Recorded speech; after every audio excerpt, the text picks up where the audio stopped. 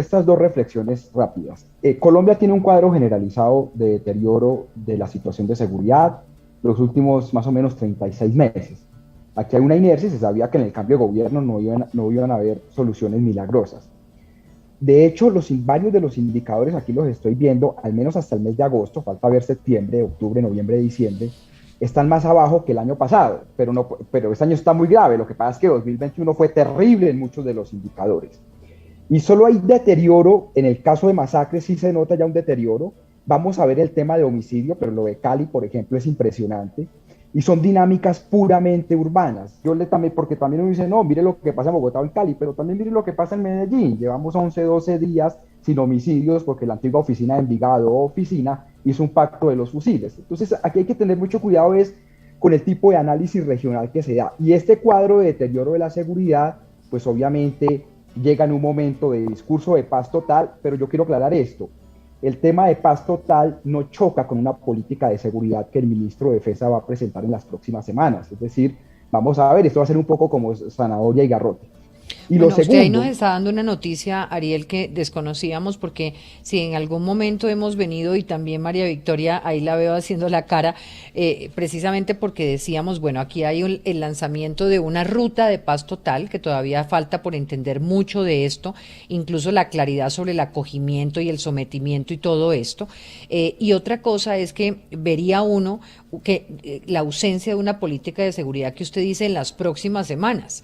Esa política de seguridad territorial no deberíamos tenerla ya clara, por ejemplo, frente a lo que ha ocurrido el fin de semana, tanto en territorios como en las ciudades, pues no hay claridad sobre cómo se va a actuar frente a eso. Diana, la información que nosotros tenemos, como en la parte de coalición de gobierno, es que se va a presentar una política de seguridad en las próximas 2 o 3 semanas.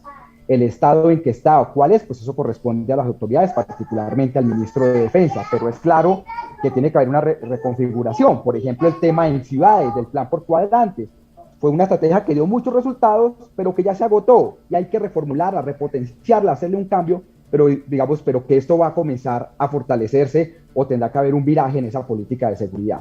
Pero el segundo comentario es el siguiente, Diana. Yo creo que aquí hay una confusión, o no sé adrede o qué, pero hay un tema y es, la paz total tiene 4 pilares. El primer pilar es una negociación de paz con el ELN, que digámoslo así, es como una guerrilla y que trata asuntos de agenda política.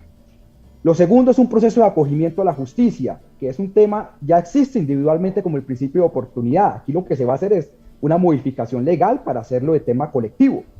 Que si va a participar autoridades políticas en esto, pues es obvio que sí, por ejemplo, para una política de reincorporación, pero pues aquí va a haber un diálogo principalmente judicial. Tercero, un tema de sustitución de economías ilegales, donde el PENIS y repotenciar el PENIS y volverlo a implementar jugará una parte importante. Y lo cuarto, pues los temas de diálogos regionales de paz. Esos son los pilares. Claro, todo eso se cimienta en un primer piso, que son los acuerdos de paz del 2016 entre la entonces guerrilla de las FARC y el Estado colombiano. Pero vuelvo y repito, eso no choca con que el Estado no va a renunciar a su ejercicio de reprimir y de tener el monopolio de la violencia, sino esto es, yo vuelvo y repito, yo hago una figura, veámoslo esto entre zanahoria y garrote lo que está pasando.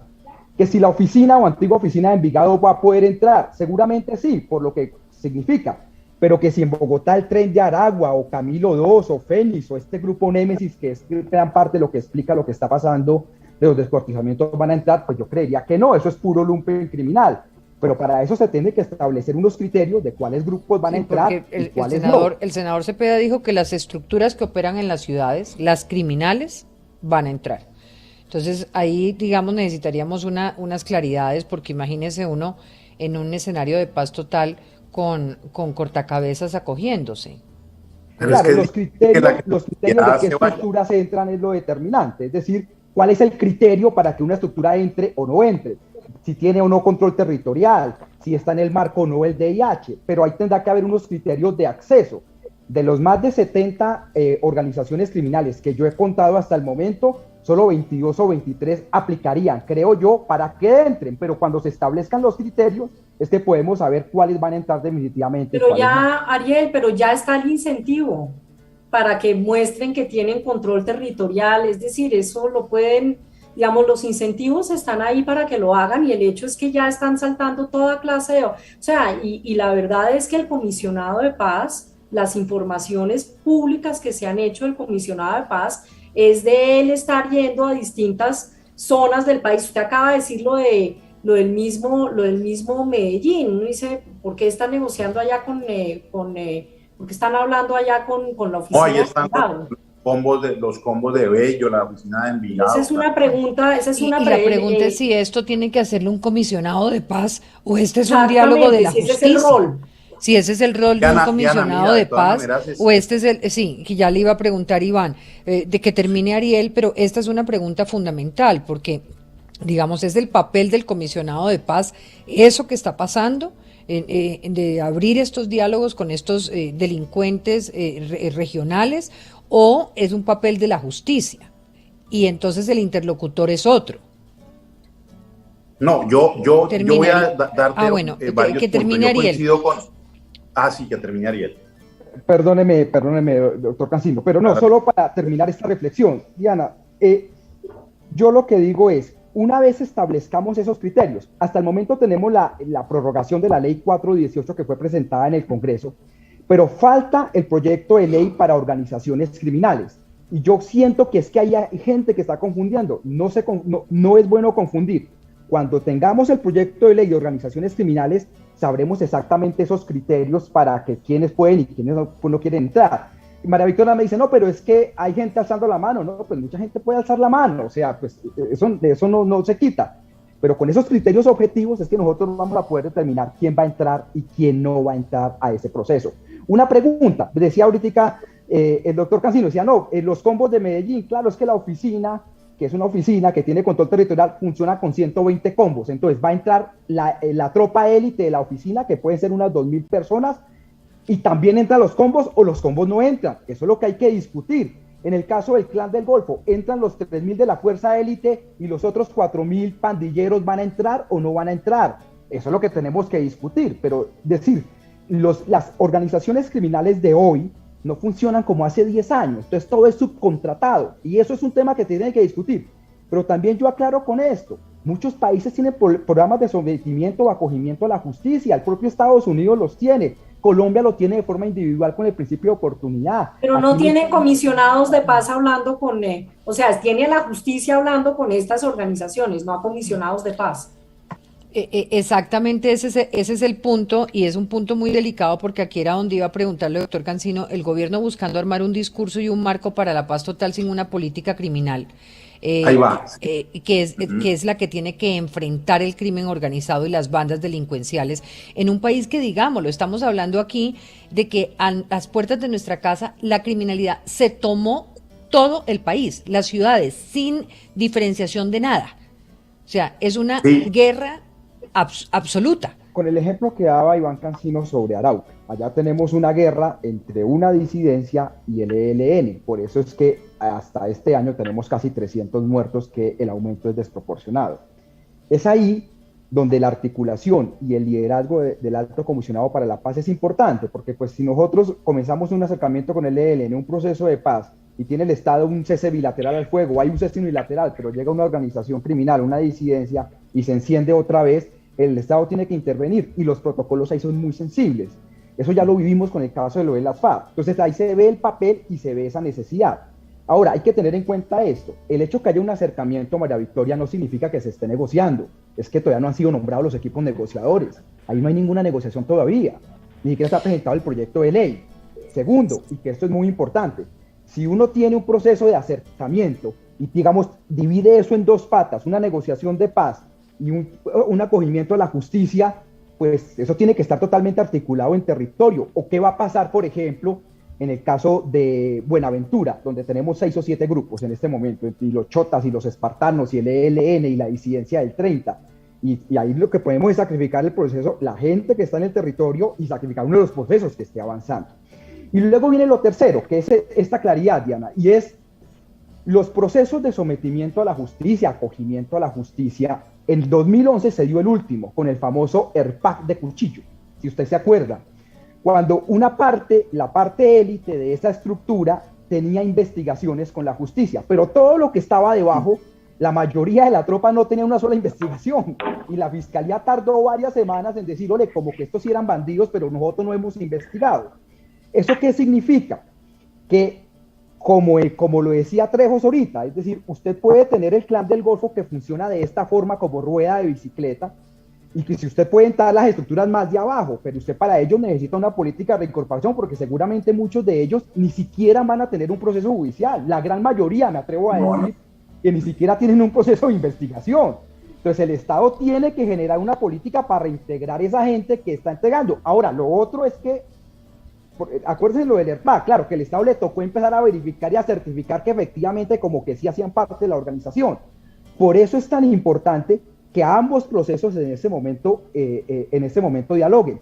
El caso, y termino con esto de las disidencias, de los grupos post-FARC, ya se hizo una negociación de paz con las FARC. Con las disidencias no va a haber otra mesa de negociación, creo yo, eso no va a pasar. Puede haber un tratamiento diferenciado con respecto a si hay la oficina de Envigado, puede ser que exista eso, pero volver a crear un proceso y una justicia transicional y etcétera, hasta el momento yo no he escuchado una cosa de esas.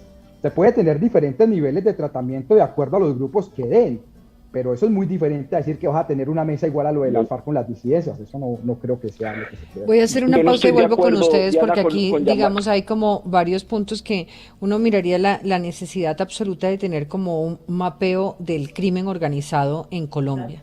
En Bogotá tenemos 9 grupos criminales, 9 de estas estructuras, como la Mesa, Comisión Bogotá, Tren de Aragua, Camilo 2, Fénix. ¿Qué pasó? Entre el año pasado y desbarataron 2 de esas estructuras, después como un año de inteligencia, una en Kennedy, la otra aquí por Chapinero, y en el caso del Tren de Aragua, que es lo que explica en parte en Kennedy, pues es una acción terriblemente violenta, está entrando con mucha violencia. ¿Qué le quiero decir? Que esto que está presentando Bogotá, tal vez no con estos niveles de masacres y descuartizamientos, pero este problema de seguridad, de ese tipo de homicidio muy selectivo, lo vamos a tener por lo menos todo el año hasta que la disputa criminal se estabilice. Luego viene lo que ya es la delincuencia común. ¿Qué significa que la disputa criminal se estabilice? Que uno de los bandos tome el territorio que era del otro. Eso o sea, no la fuerza, no la autoridad. No la autoridad. Alguien va a manejar el negocio. Y entonces, cuando eso se estabilice, baja la violencia. Eso es muy diferente a lo que ocurre con el hurto en los celulares, lo que ocurre en Transmilenio, donde se produce el 25%. Pero perdóneme, Ariel, vuelvo atrás. Eso quiere decir que la autoridad no estaría en capacidad de estabilizar, como dice usted, la situación, porque no acabaría a ninguna de los 2 bandos que usted nos cuenta hoy que están en el conflicto, por el territorio y por las rentas ilegales. No acabaría el mercado ilegal y por tanto un mercado ilegal solo lo administran ilegales. Es decir, la policía puede volver a acabar otras 2 bandas, igual va a seguir ocurriendo el mismo fenómeno, porque el secreto de esto está en la economía ilegal. Y eso es lo que está pasando en Kennedy, digamos, particularmente en Kennedy. Y yo tengo que decir, lo que hizo la policía hace como 6 meses, pues desbarató toda la banda después de un año, pero pues trajo esas consecuencias. Pero eso es muy diferente al tema del crimen común o la delincuencia común, como el Transmilenio, que también está desbordado. Y ahí lo que sí tenemos es que es muy importante. Una cosa es pelear contra el Tren de Aragua, otra contra el hurto de celulares en Transmilenio y otra contra los bandidos, por ejemplo, que se la pasan robando en una esquina, en un puente determinado que requiere una más de tipo de presencia criminal. Lo que pasa es que hoy lo que yo siento es que ninguna de las 3 se hace una diferencia. ¿Cuál es? Y esto lo voy a decir pues con mucho respeto para todas las ciudades y para todo lado. Esa política de objetivos de alto valor, de operaciones beta, da aplausos y da mucha energía, y yo siento que la fuerza pública se ha dedicado a eso, a hacer operaciones quirúrgicas, y sale y 3 ruedas de prensa, 10 aplausos, 10 votos. ¿Cómo sería efectiva? Espéreme, María Victoria, ¿cómo sería efectiva? Decir ahí algo con lo que está, porque es que, digamos, si no nos vamos yo creo que nos desviamos y nos metemos pues en los atracos de Bogotá. No, pero tengo una pregunta para Ariel. ¿Cómo sería efectiva si en ninguno de los 3 niveles funciona?